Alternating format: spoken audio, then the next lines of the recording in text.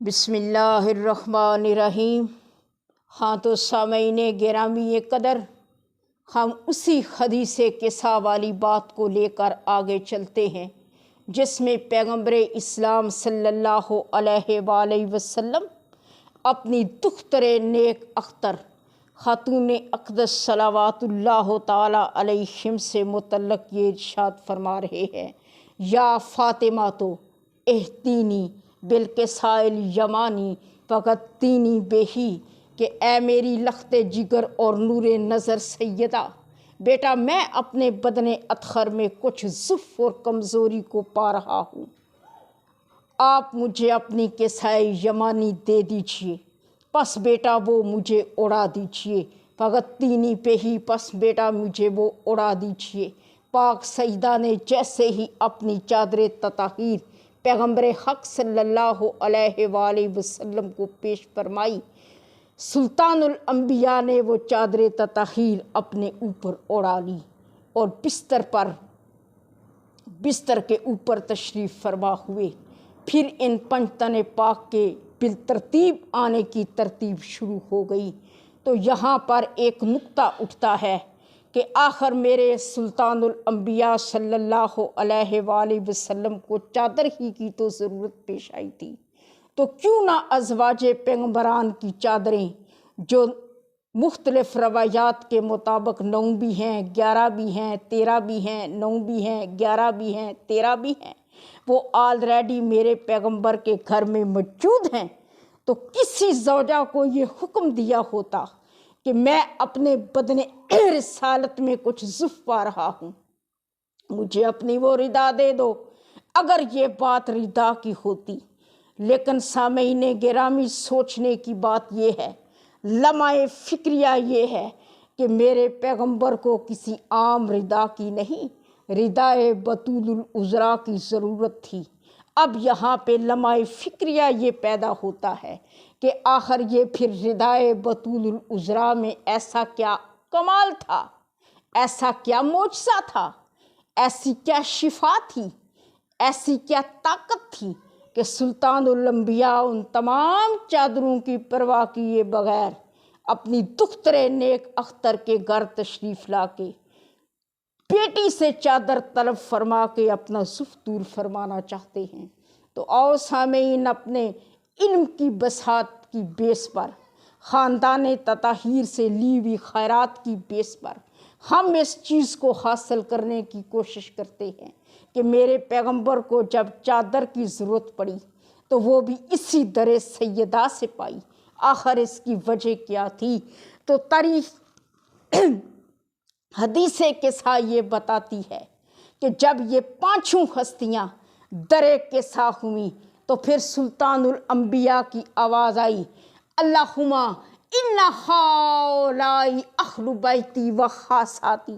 اے میرے پروردگار، یہ ہیں باتحقیق، یہ ہیں میرے اہل بیت اور یہ ہیں میرے خاص سلام۔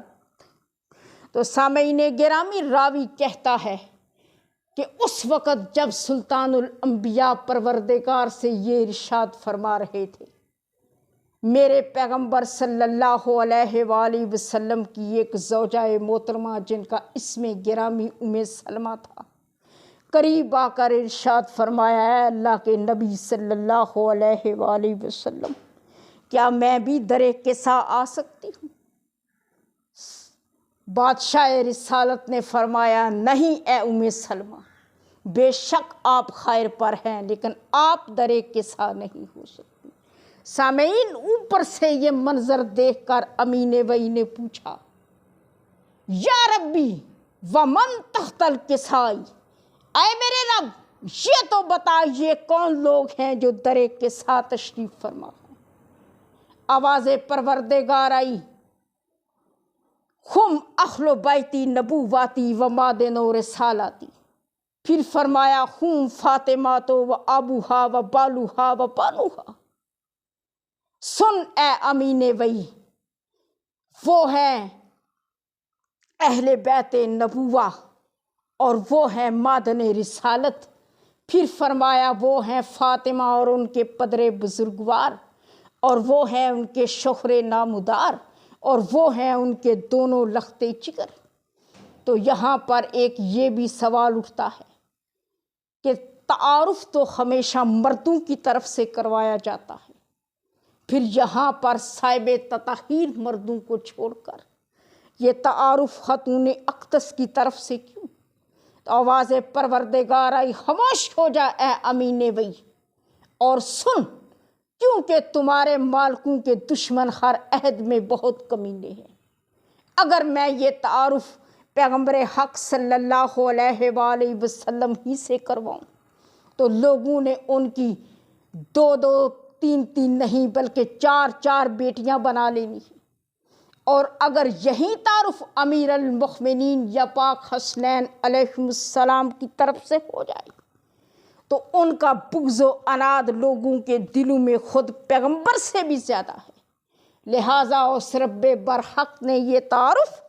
پاک سیدہ کی طرف سے کروا کر صبح قیامت تک آنے والی نوع بشر کے لیے اس چادر کے نیچے کسی غیر معصوم کے داخلے کی گنجائش ہی باقی نہیں چھوڑی۔ تو جب یہ 5 ہستیاں در کسا ہوئیں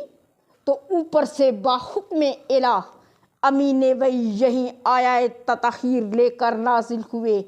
انما یرید اللہ لیذہب عنکم الرجس اہل البیت ویطہرکم تطہیرا۔ تو یہاں پر یہ سوال پیدا ہوتا ہے کہ میرے پیغمبر صلی اللہ علیہ وآلہ وسلم تو اسی حدیث کسا کے اندر اپنی دختر نیک اختر خاتون اقدس کی ردا کو کسائے یمانی ارشاد فرما رہی، پھر یہ چادر تطہیر کے نام سے مشہور کیوں؟ تو سامعین، حقیقت یہ ہے کہ جب یہ 5 ہستیاں در کسا تشریف فرما تھیں اور اوپر سے امین وئی آیات تطہیر لے کر نازل ہوئے، جو ہی یہ آیات تطہیر در کسا میں موجود قلب پیغمبر صلی اللہ علیہ وآلہ وسلم پر نازل ہوئی،